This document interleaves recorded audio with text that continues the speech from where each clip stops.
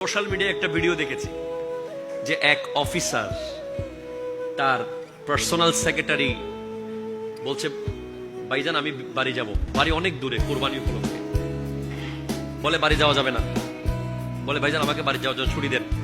বলে না, ছুটি দেওয়া যাবে না। আমি টিকিট করে ফেছি। আরে টিকিট করলে বাদ দে, টিকিট তোর কাজ আছে, যেতে পারবি না। এখন বলে চল আগে গরুর হাটে যাই।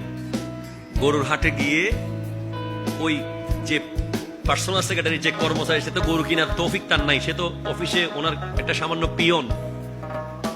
বলে গরু দেখ কোনটা কিনবো। উনি মালিক যিনি, উনি গরু দেখেই নাই, সে যেটা দেখছে ওইটা উনি কিনছে।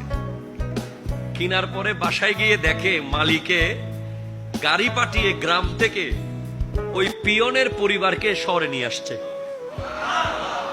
আনার পরে ঘরে যখন যায়, পিয়নের বাচ্চা কাচ্চা সব দৌড়ে বের হয় আব্বা বলে। এরপর বলে আব্বা আমাদের গরু। বলে মালিক বলতেছে তোমার আব্বা কিনছে, এটা তোমার গরু। এরপরে কোরবানির দিন হাটে যখন যাচ্ছে, মসজিদে মালিক আর কর্মচারী একই রকম পাঞ্জাবি।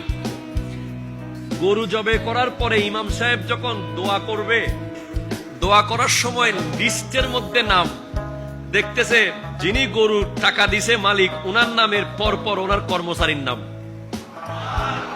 ওই কর্মচারী আশ্চর্য হয়ে গেছে। ভাই? বলে তুই আমার ভাই, আমার কোরবানি আল্লাহ কবুল করবে তোর কারণে।